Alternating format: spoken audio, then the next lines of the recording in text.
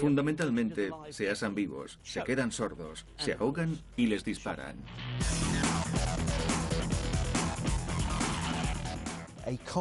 Un coche bomba, si es lo bastante grande, puede destruir o inmovilizar un tanque.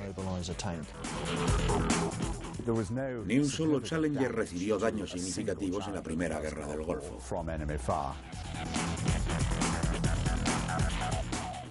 A medida que cambia la forma de la guerra, las armas que ganaron las batallas del siglo XX se enfrentan a un desafío. Deben evolucionar, adaptarse o serán retiradas.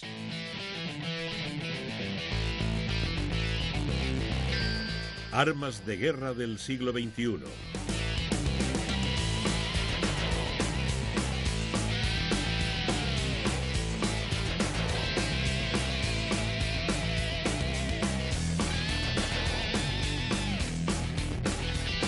Heavy metal, tanques y antitanques.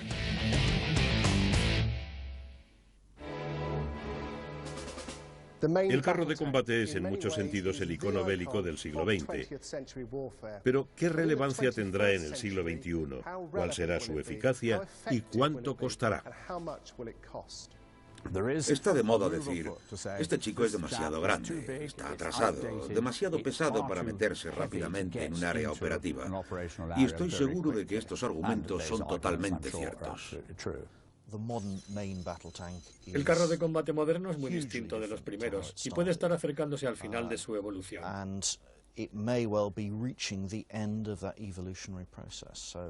A finales del siglo XXI, si avanzamos otros 90 o 100 años, puede que ya no necesitemos los tanques.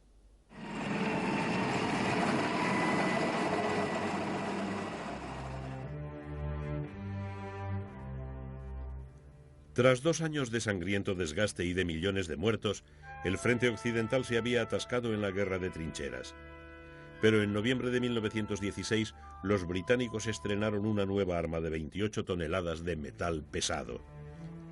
Tenía orugas para ir por terreno accidentado, 2 cañones de 6 libras y un blindaje para proteger a la tripulación. Había llegado el tanque.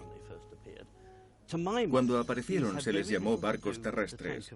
Tienen muy poco que ver con el tanque actual. Esto es porque fueron diseñados para actuar como arietes, para cruzar una zona bajo el fuego, sobre todo de ametralladoras, para aplastar las alambradas que contenían a la infantería y para despejar el camino hacia las trincheras enemigas. Hecho esto, en teoría, su papel había terminado.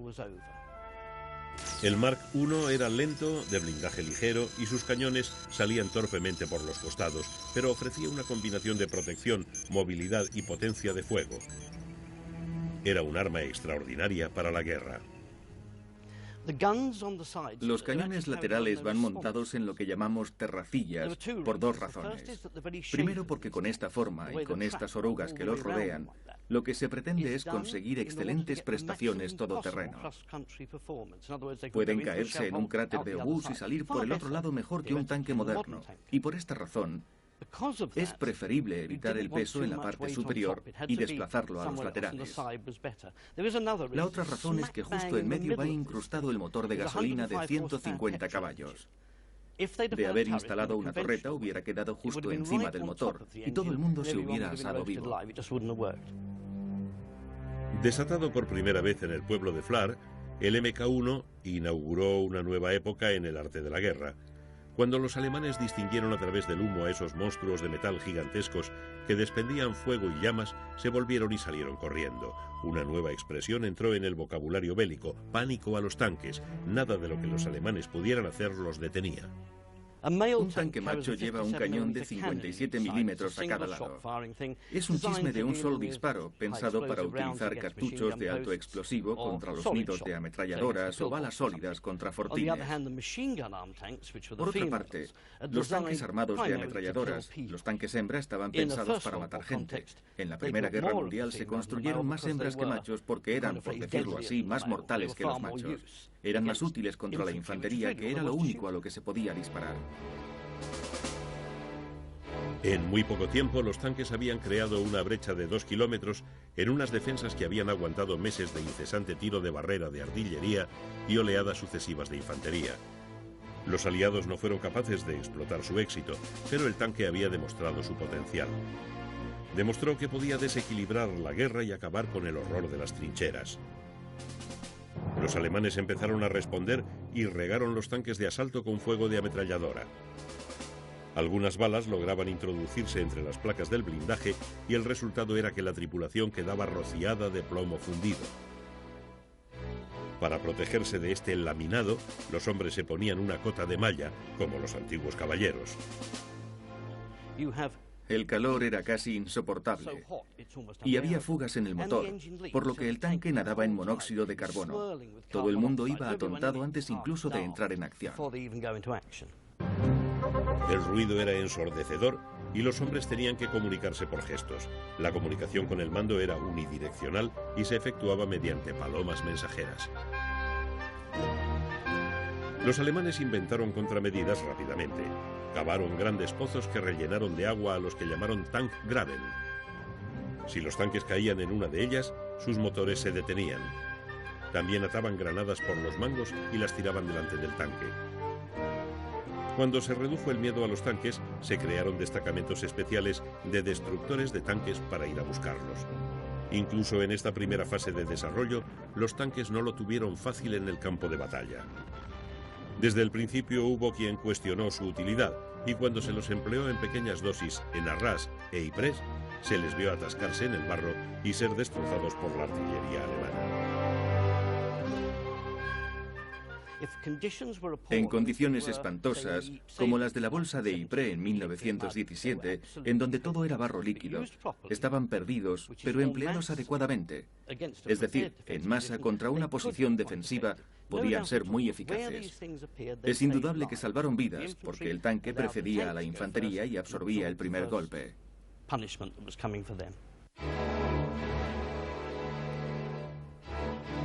Los tanques demostraron su auténtico potencial en la batalla de Cambrai en noviembre de 1917. Empleamos casi 400 tanques y durante un breve espacio de tiempo logramos uno de los mayores éxitos de la Primera Guerra Mundial. Los alemanes estaban desconcertados y en un intento desesperado por detener la matanza, montaron un cañón antiaéreo de 77 milímetros en un camión. Y aquí es donde empieza la parte antitanque de la historia. Estoy sentado en una pieza de campaña alemana de 77 milímetros de 1897. En principio es una pieza de artillería y esta en concreto destruyó 2 tanques ingleses. Cuando los ingleses se hicieron con ella, comprendieron que los alemanes quitaban las espoletas de sus proyectiles de alto explosivo y los usaban como balas sólidas para penetrar en el blindaje y atravesar el tanque. Con suerte, la bala daría en el depósito de gasolina o en el motor y el tanque se pulverizaría. En caso contrario, atravesaría el tanque saliendo por el otro extremo y de hecho se veían multitud de tanques británicos atravesados de parte a parte. El impacto de un proyectil en uno de estos cacharros es una lotería, aunque los resultados son algo más constantes. Hay multitud de casos de tanques alcanzados y llenos de agujeros, pero mientras el proyectil lo atravesara sin acertar en algo vital, mientras la tripulación, y eran 8 hombres, se echara al suelo de golpe al ser atacada, solo quedaban los agujeros y el aparato podía alejarse rodando a duras penas. Saldría del combate pero en una pieza. Y hay muchos relatos en los archivos, como el de ese muchacho que miró desde su tanque al tanque de al lado. Apartó la vista un segundo y cuando volvió a mirar, el otro tanque había desaparecido. Se había volatilizado en una explosión de municiones y combustible. La mejor demostración del poder de los tanques en la Primera Guerra Mundial sucedió en Amiens, a finales de 1918, cuando 600 MK5 abrieron una brecha de 10 por 30 kilómetros en las defensas alemanas. Para entonces los alemanes sabían que la guerra estaba perdida, el tanque había llegado y se iba a quedar. Cualquier tropa inglesa o británica que hubiera luchado junto a los tanques en la Primera Guerra Mundial se habría negado a entrar en acción de nuevo sin ellos. El tanque logró que las trincheras fijas y las defensas de alambrada quedaran inmediatamente obsoletas. La guerra de trincheras se había terminado.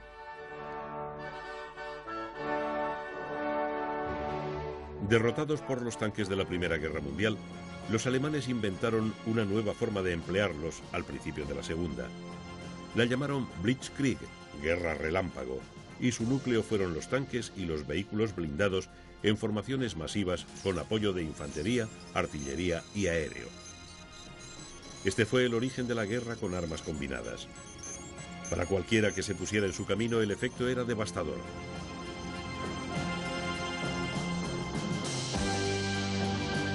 El mundo presenció con horror cómo los Panzer arrasaban Polonia, y ni siquiera el ejército francés, que entonces se consideraba el mejor del mundo, pudo resistir a la marea de los Panzer.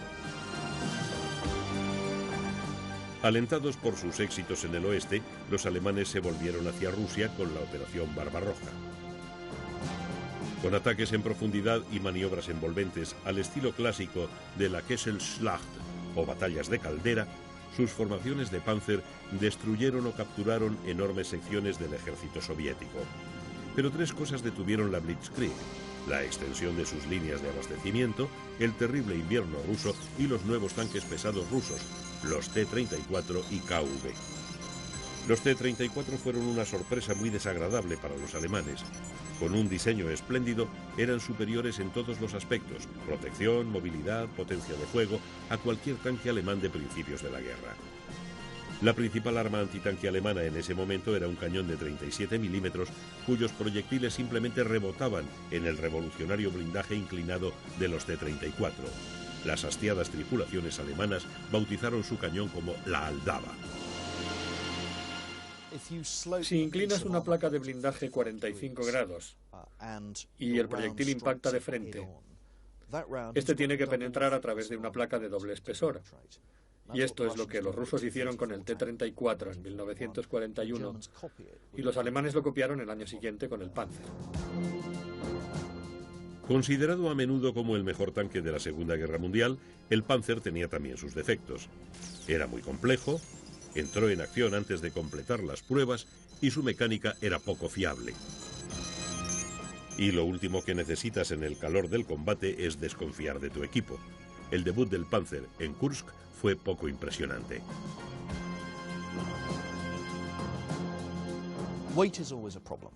El peso siempre es un problema y fue el problema de los alemanes en la Segunda Guerra Mundial. Cuanto más blindaje colocas, o cualquier otro tipo de protección, más pesado tiende a ser tu tanque. Algunos dirán que eso es perfecto, que lo que queremos es proteger el vehículo, mantenerlo en marcha y proteger la tripulación.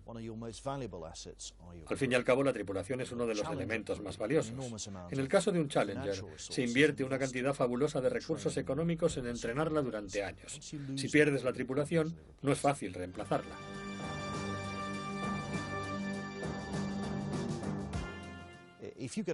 Pero si tu tanque es demasiado pesado, no podrá cruzar puentes voladizos. Su movilidad todoterreno será limitada, aunque podrá reírse de todos los sistemas antitanque que se le enfrenten. Un buen ejemplo de la Segunda Guerra Mundial fue el Tiger. Se le disparó de todo y se le consideró a prueba de la mayoría de los sistemas antitanque. A finales del verano de 1941, a los alemanes les esperaba una sorpresa. La Blitzkrieg se detuvo ante bestias como este KV-1. Este tanque ruso de 47 toneladas era 2 veces mayor que cualquier cosa de que dispusieran los alemanes, y a estos no les quedó más remedio que intentar rodearlos para dispararles por detrás o volarles las orugas para inmovilizarlos. En el desierto occidental, los británicos tuvieron que aprender deprisa. Sus primeros enfrentamientos tuvieron éxito, pero cuando chocaron con las resueltas defensas antitanque alemanas, demostraron al mundo cómo no hay que hacer las cosas, enviando oleadas de tanques sin apoyo contra el Afrika Korps. Los alemanes se habían atrincherado con sus cañones antitanque y el nuevo cañón de 88 los destrozaba a larga distancia. Los ingleses pronto aprendieron que los tanques a solas no pueden enfrentarse a una buena defensa. Si nos fijamos en el desarrollo temprano de los Panzer II, III y IV, vemos que es lógicamente lo que se espera de los alemanes. Es todo ofensivo. Son los cañones del tanque los que mejoran, pero no tanto la protección. Pero en el Tiger, los alemanes cambian hacia la defensa. Ahí es donde se da el cambio. Este es el tanque alemán Tiger I, el tanque que todo el mundo reconoce, el icono de los Panzer alemanes de la guerra. Sin embargo, solo se construyeron 1.300 unidades, comparadas con las decenas de miles de Sherman y de T-34. En ciertos aspectos, En ciertos aspectos es como un testamento de la ineficacia alemana. Tiene un diseño muy complejo, vemos estas ruedas intercaladas para carretera muy difíciles de cambiar en campaña y típicas de esta máquina tan compleja.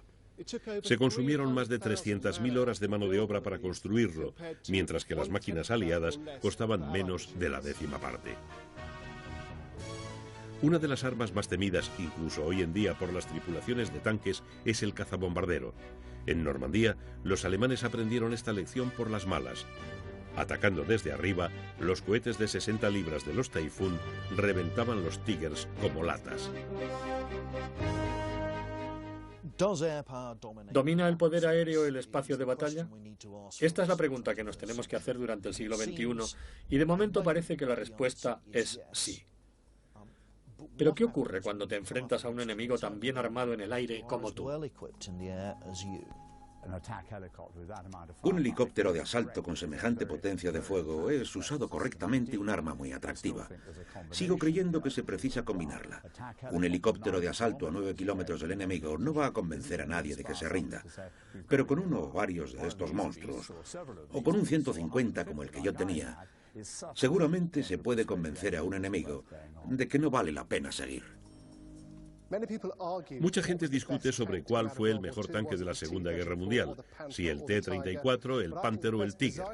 Creo que el de mejor diseño fue este Centurión británico, con su perfecto equilibrio entre potencia de fuego, movilidad y protección, y constituyó el modelo de los actuales carros de combate. El Centurión fue un tanque excepcional y demostró su valor en las guerras árabe-israelíes. Conduciría al desarrollo de un tanque aún mejor. En cuanto a diseño, fueron sin duda los británicos quienes dieron con la mejor solución a finales de los 50 con el Chieftain.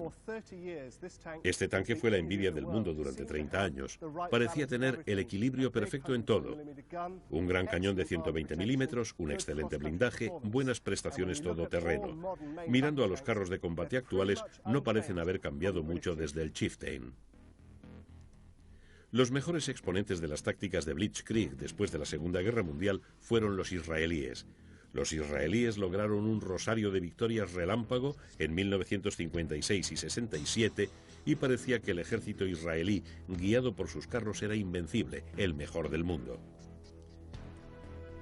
En la Guerra de los 6 Días, en 1967, el ejército egipcio, equipado con lo mejor que podía suministrar la Unión Soviética, los Joseph Stalin III, los T-10 y T-54-55, demostró no estar a la altura de las tripulaciones israelíes, armadas con una mezcla de Super Sherman americanos y Centurión británicos. 1967 marcó el apogeo del poder de los tanques y la fuerza de tanques israelí era la mejor del mundo, pero estaba a punto de romperse las narices. En octubre de 1973, durante la fiesta judía del Yom Kippur, las fuerzas árabes lanzaron un ataque por dos flancos contra Israel. Los tanques sirios T-62 cruzaron los altos del Golán hacia el norte, mientras el ejército egipcio cruzaba el canal de Suez por el sur. Los israelíes confiaban en poder repetir sus fáciles victorias de 1967, pero cuando empezaron los disparos, las confiadas tripulaciones se llevaron la sorpresa de sus vidas. La superioridad de sus cañones les ayudó a enfrentarse con los T-62 sirios, pero en el frente del Sinaí sufrieron una conmoción. Había llegado el misil antitanque. La principal diferencia entre el combate con tanques de la Segunda Guerra Mundial y el actual es el misil guiado antitanque. Con su primer debut serio en combate en 1973 causó una revolución. Los egipcios desplegaron el AT-3 Sager y liquidaron a todo confiado tanque israelí a 2 o 3 kilómetros. En terreno desértico, esos misiles podían destrozar los tanques israelíes a distancias de 3.000 metros, pero el Sager era el producto de más de 50 años de desarrollo de las armas antitanque. La primera regla de los alemanes, cuando aparecían los tanques, era soltarles todo lo que hubiera disponible. Podías tirarles hasta piedras si querías. Todo el mundo disparaba contra el tanque a ver si se le causaba algún daño. Empezaron desarrollando armas antitanque empleando racimos de granadas transportadas por algún individuo irracionalmente valiente que los lanzaba bajo el carro si lograba acercarse tanto. Hacia el final de la guerra, desarrollaron un enorme fusil de cerrojo antitanque que te rompía la clavícula al disparar y además tenías que estar a menos de 100 metros. Su innovación más importante fue el empleo de cañones de campaña estándar de 77 milímetros que se llevaban a campo abierto y disparaban a los tanques en terreno descubierto. El famoso episodio de Flesquières durante la batalla de Cambrai, cuando unos 18 tanques británicos fueron eliminados por una batería alemana, es un buen ejemplo de lo vulnerables que pueden ser estos aparatos ante un fuego de artillería bien dirigido. En el caso de los británicos, tuvieron un fusil antitanque, el Boyce, que se desarrolló y se repartió entre los pelotones para emplearlo durante la campaña de Francia en 1940. Después llegaron los informes y los testimonios de soldados británicos que habían visto el proyectil rebotando en el blindaje de los vehículos alemanes. Hacía falta una nueva vía y fueron los alemanes los primeros en tomarla con el Panzerfaust, literalmente puño blindado, un arma antitanque de usar y tirar. Básicamente es un tubo con un visor primitivo y una cabeza blindada en un extremo. Se puede disparar contra un blindado a unos 60 o 100 metros, tirarlo y coger otro. Es muy ligero, es portátil y se puede fabricar a millones. Puede transportarlo un individuo, incluso puede llevar varios y se pueden organizar compañías con el Panzerfaust como único equipo. Los americanos recorrieron ese camino con el bazooka, de nuevo un gran pedazo de tubo que disparaba balas de cañón. Desgraciadamente, los británicos eligieron el camino económico del Piat, proyectil de infantería antitanque, un mecanismo basado en un gran muelle que enviaba una cabeza explosiva hacia un tanque con resultados diversos. Algo que asociamos más con el capitán Mannering y la defensa territorial, pero que por desgracia se entregó a unidades de línea que miraban las armas antitanque de americanos y alemanes con no poca envidia. Daban más en el blanco, eran más ligeras, mucho más eficaces. Y por supuesto, el Panzerfaust, un modelo desechable, es el predecesor del diseño soviético de la RPG, o granada impulsada por cohete. Producida masivamente y copiada en todo el mundo, muy barata, normalmente viene en dos versiones, con cabeza antiblindaje y antipersona. Es una manera barata de destruir vehículos ligeros o transportes de tropas blindados o tanques poco protegidos.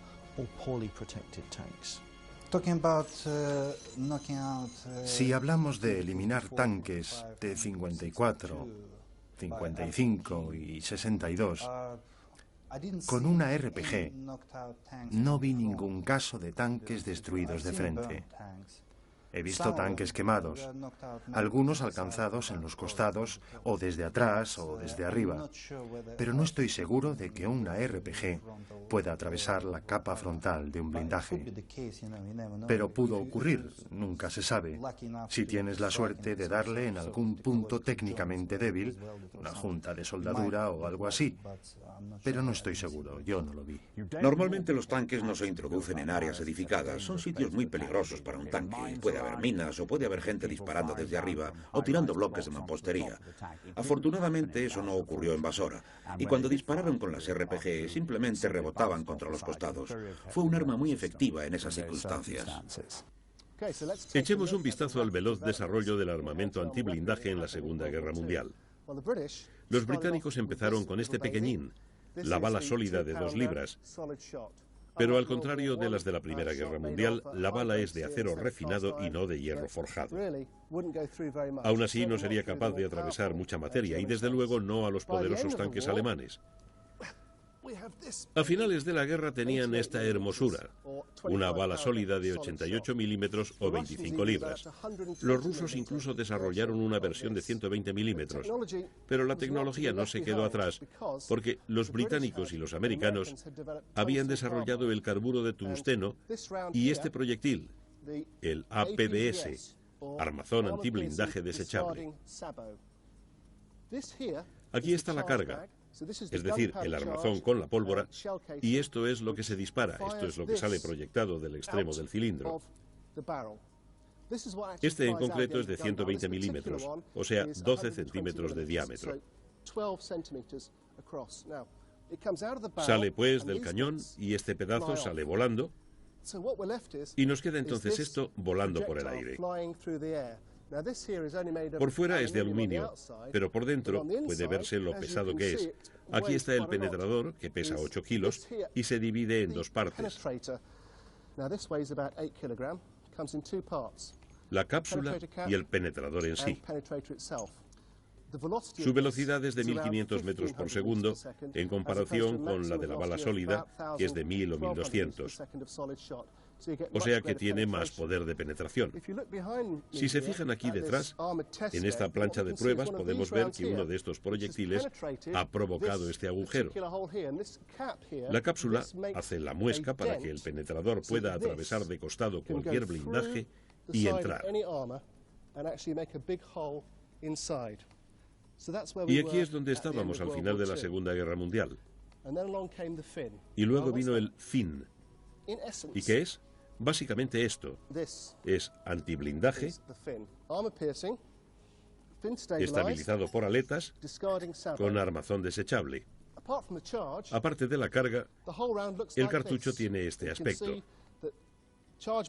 La carga iría en el extremo, como hemos visto antes, y aquí unas bandas de impulsión que desaparecen en cuanto el proyectil ha salido del cañón. Esto es el armazón, que también se separa, y deja al fin que se dirija contra el tanque enemigo.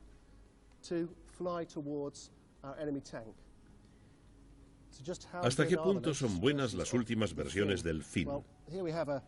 Aquí tenemos una plancha de prueba que aparentemente fue penetrada a una distancia de 3000 metros. Y este es un blindaje de 50 o 60 centímetros. Más de cerca se observa este efecto ondulado, como si hubiera fundido el metal al atravesarlo.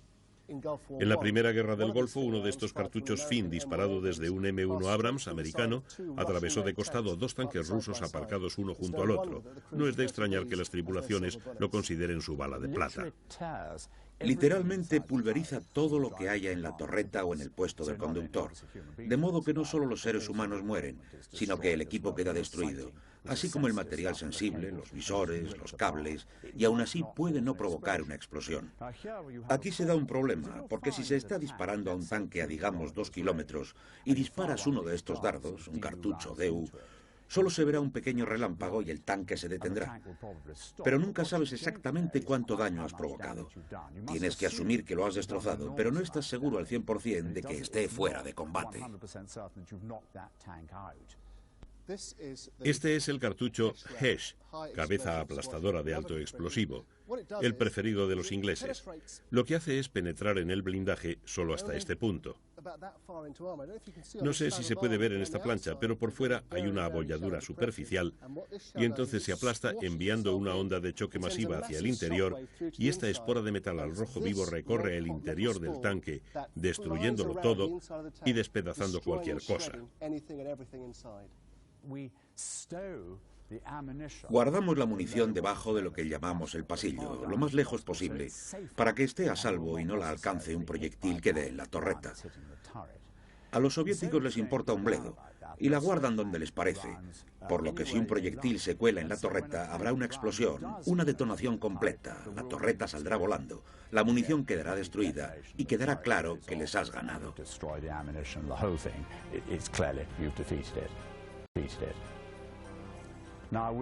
Un cartucho antiblindaje que vuela en paralelo al suelo con tanta potencia probablemente empieza a declinar al cabo de 2 o 2,5 kilómetros,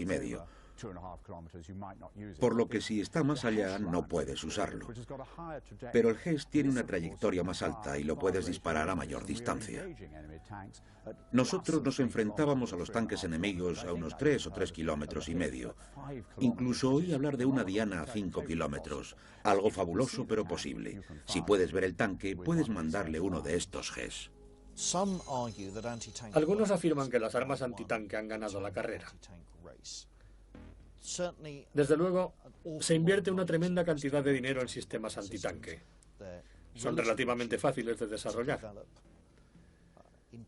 En términos de exportación, es sin duda más fácil lograr una contrata para vender 10, 20 o 30.000 armas antitanque que para 50 o 100 tanques.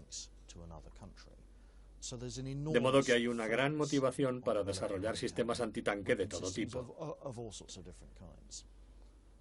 Eso nos lleva al desarrollo de la protección del tanque y a pensar si los resultados de la carrera entre protección y capacidad antitanque son favorables a los fabricantes de tanques. Reconocemos el equilibrado diseño del T-34 en este T-55 y ese diseño básico llega hasta la actualidad con el T-90. Y la cuestión es cómo mantener el tanque en funcionamiento en situaciones de combate urbano, enfrentándose a munición antitanque moderna o a las RPG. Una de las soluciones es añadirle este tipo de armadura en planchas, lo que aumenta la protección contra las RPG y los cartuchos de alto explosivo.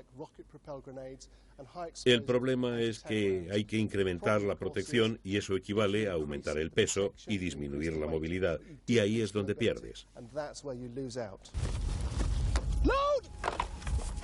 Loaded!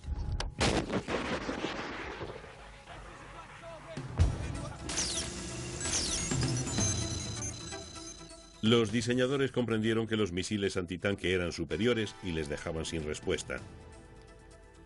Lo que desarrollaron rusos e israelíes fue una contramedida denominada blindaje reactivo.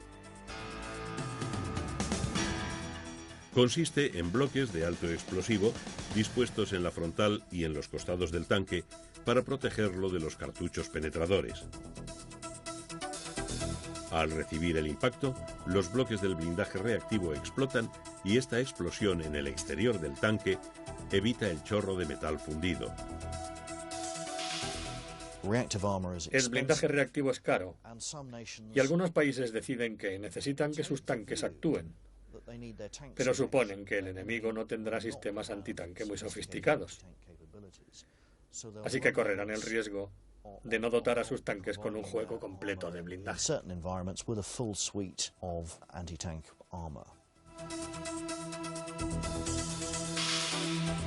Enfrentados con un nuevo problema de blindaje eficaz, los fabricantes de equipos antitanque tuvieron que seguir pensando y comprendieron que una carga sencilla podía ser derrotada por el blindaje reactivo, por lo que lo último en cartuchos antitanque son los de doble carga.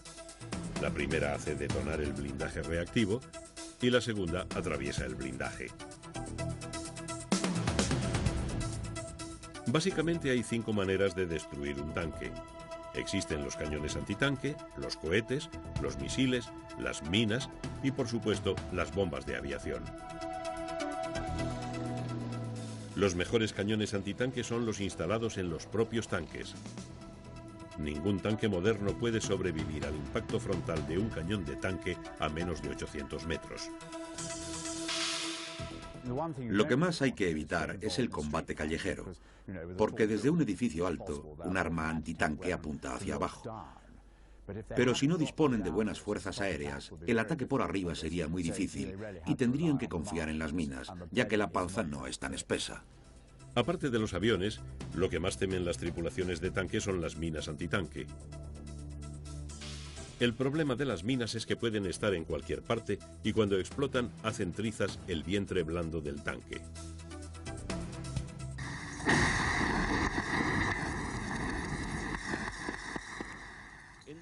Entre los escombros de la carretera, su vehículo blindado Warrior ha detonado una mina. Y también había minas antipersona esparcidas por los restos. Necesita mucha vista y nervios de acero, habiendo francotiradores en las colinas de alrededor.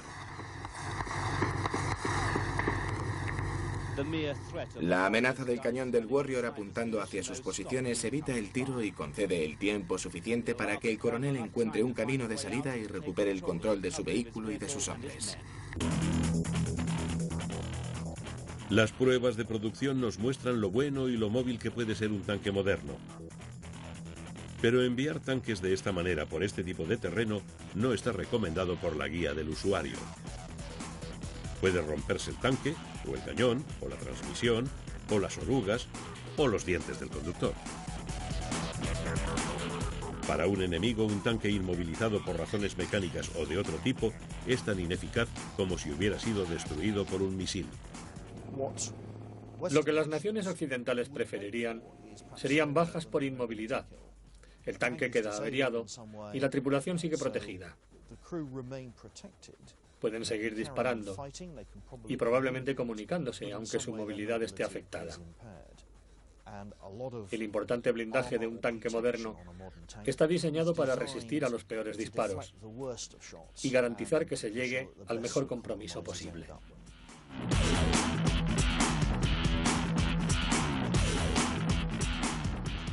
Los tanques actuales presentan muchas de las desventajas de los antiguos barcos terrestres. Incluso el mejor carro de combate moderno exige 8 horas diarias de mantenimiento, solo para conservarlo en buen estado. La fiabilidad es una cuestión interesante. La tendencia es, y ha sido en la historia, mantener el tanque en perfecto estado cuando entra en acción, y vidas humanas dependen de ello. En las maniobras con un nuevo tanque se oirán infinitas quejas sobre fallos, porque entonces no importa tanto. Los pobres iraquíes no estaban bien entrenados, su equipo era de mucha peor calidad que el nuestro, y su moral estaba por los suelos. Ni siquiera comían bien cuando atacamos, y por eso fue una competición muy desigual.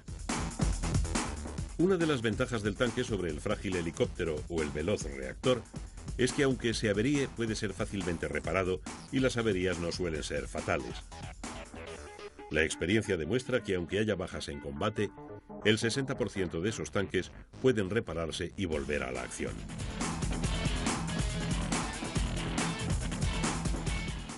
La gente lleva mucho tiempo diciendo que los días del tanque se han acabado. Ahora hay cosas que pueden con él, pero sigue funcionando. Más de 100 países tienen tanques, por la excelente razón de que son elementos muy poderosos. La evolución del tanque en el siglo XXI está recibiendo el impacto del avance tecnológico, que es aún más rápido. No solo en términos de tanques, sino en términos de sistemas antitanque. El tanque es una pieza de equipo estándar de cualquier fuerza de combate del mundo, pero igual de importantes son los sistemas antitanque, ya sean minas, armas antitanque de tipo fusil o misiles. Los avances tecnológicos en estos campos están amenazando el futuro del tanque. Para un enemigo poco preparado, ver un monstruo de 60 toneladas es un shock tremendo. ¿Le ocurriría lo mismo con uno de 20 toneladas? La respuesta probable es que no. Puede que se sobresalte si le dispara, pero se habrá perdido el efecto visual. ¿Es esto importante? Creo que sí, si pretendes controlar las pequeñas guerras que hay por el mundo. Hemos llevado tanques a cada situación en la que podían desplazarse por tierra, y nos ha ido bien con esta filosofía. Pero ahora de pronto decimos que podemos hacer lo mismo de una manera más ligera, porque podemos llevar más rápidamente el material, lo cual es un argumento perfecto. Pero preferiría que el tanque permaneciese hasta saber si el FRES funciona o no. FRES es la sigla en inglés de Sistema Futuro de Efecto Rápido y debe entrar en servicio en 2007. Es un diseño modular aerotransportable de 16 toneladas. El ejército británico piensa hacerse con 2.000 unidades para cumplir unas 15 misiones de combate, como reconocimiento, transporte blindado de tropas, vehículos de infantería, comunicaciones, puesto de mando y muchas otras.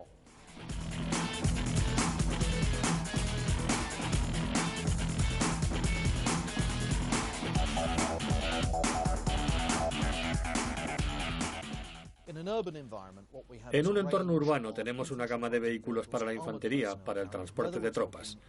Ya estemos hablando de los Warrior o de los Bradley, empleados por las fuerzas de la coalición, o toda una gama de otro tipo de vehículos blindados, con blindaje más ligero, y por lo tanto más vulnerables a las armas antitanque portátiles como las RPG. ¿Cómo van a responder en un entorno urbano? La respuesta es que son extremadamente vulnerables a menos que actúen con infantería a pie.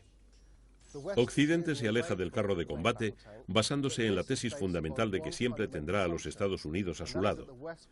Esto significa disponer del poder aéreo y de la supremacía aérea, y cualquier enemigo, sea cual sea el tanque que tenga, aunque sea el mejor carro de combate, no tiene ni una sola posibilidad contra la supremacía aérea. Aunque los nuevos conceptos como el FRES o el Striker tengan muchas ventajas, como poder ser desplegados en cualquier parte del mundo o poder introducir varios en un avión de transporte en lugar de un enorme tanque, tienen sus desventajas. ¿Podemos permitirnos avanzar hacia el FRES y mantener el carro de combate? Los americanos pueden y han debido hacerlo, lo que dice mucho de mi razonamiento. Sospecho que habrá mucha presión para que encontremos el dinero necesario para ambos sistemas. Un vehículo pequeño es un blanco más difícil. Creo que con 20 toneladas y blindajes perfeccionados, las tripulaciones aún tendrán una protección considerable. La cuestión es que si tienes, pongamos, una tripulación de 2 hombres, es muy fatigoso luchar 24 horas seguidas. ¿Cómo los vigilarás cuando no haya combate? ¿Cómo lo protegerías de noche? Etcétera, etcétera. Estos son los argumentos que se avanzan en contra de la reducción de tamaño. Pero en cuanto pasas de las 20 toneladas, ya no lo puedes transportar por aire. ¿Importa mucho? En las guerras expedicionarias quieres llegar lo antes posible para crear un impacto en el enemigo, y por lo tanto sí que importa. Pero yo soy de la escuela de ir un poquito más despacio y con un equipo más pesado, aunque esta es solo mi opinión. El FRES es el principal desafío al metal pesado de los carros de combate. Se ha llegado a decir que era el elemento de transformación del ejército británico, y aunque los Challenger y los Warrior sigan en servicio 15 o 20 años más, será entonces cuando veamos al FRES armado con un cañón de 120 milímetros y con los ordenadores y sistemas que reemplazarán al Challenger y al Warrior. Si estos nuevos vehículos blindados van a disponer de tecnología, ocurrirá lo mismo que con el moderno helicóptero de asalto. Probablemente se necesitará otra tripulación en tierra para mantenerlos. Los sistemas son cada día más seguros y más sofisticados. Y con la sofisticación llega el problema de qué pasa cuando las cosas no funcionan.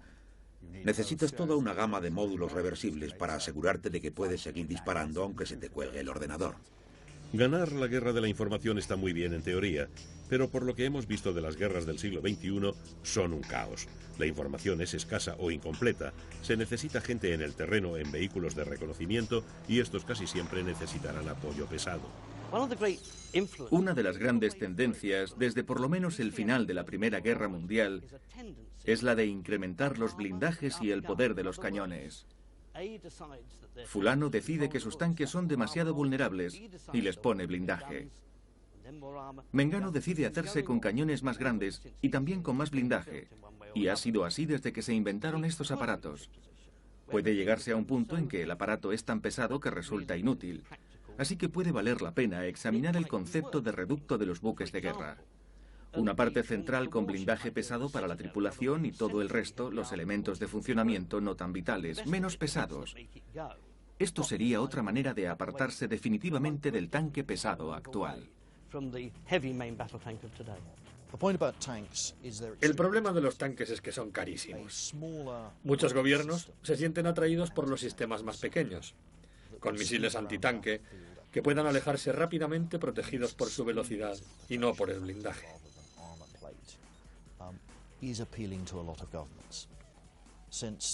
Desde la caída del muro de Berlín, los gobiernos occidentales, en realidad todos los gobiernos del mundo, están esperando la renta de la paz, tratando de reducir sus gastos de defensa. Un blanco fácil para los ministerios de Hacienda son los tremendamente caros blindados, cuando hay alternativas relativamente más baratas. Un enemigo astuto siempre será capaz de montar una emboscada. Empleará las RPG, misiles antitanque, bombas de cuneta e incluso minas. Cualquier soldado preferiría sentirse protegido por 65 toneladas de metal pesado que por solo 20 o 30. Hay otra manera de considerar un tanque y es en su valor psicológico. Ya dijimos a propósito de la Segunda Guerra Mundial que no es tan importante que un tanque sea o no invulnerable, sino que parezca invulnerable. Es la percepción que tienen las tropas en el terreno. Digan lo que digan los detractores del carro de combate, no hay nada como aparcar el tanque en los rosales del enemigo. Hemos oído a todos los expertos, pero al margen de su fabuloso poder de combate, el mero choque psicológico que el tanque aporta al campo de batalla y el miedo que provoca en el enemigo indican que sobrevivirá. El tanque seguirá existiendo como mínimo 1 o 2 décadas más. Naturalmente, el desarrollo del blindaje no ha llegado a su final, y últimamente se han dado algunos avances interesantes en la tecnología del blindaje. En el Laboratorio Británico de Alto Secreto de Ciencia y Tecnología de la Defensa de Fort Halstead, en Kent, se ha desarrollado lo que denominan blindaje eléctrico. Aquí vemos una demostración en la que se disparan 3 RPG contra el costado de un Warrior de prueba. Esas planchas que ven en el costado son el blindaje eléctrico. Se trata de una corriente que pasa por la plancha, creando una especie de campo de fuerza que actúa de manera muy parecida al blindaje reactivo. Neutraliza el impacto de alta temperatura del metal fundido y, como puede verse, después de 3 impactos directos, el Warrior sale con la cabeza alta, con tan solo un par de golpes y cardenales, en lugar de ser una ruina humeante con una tripulación destrozada.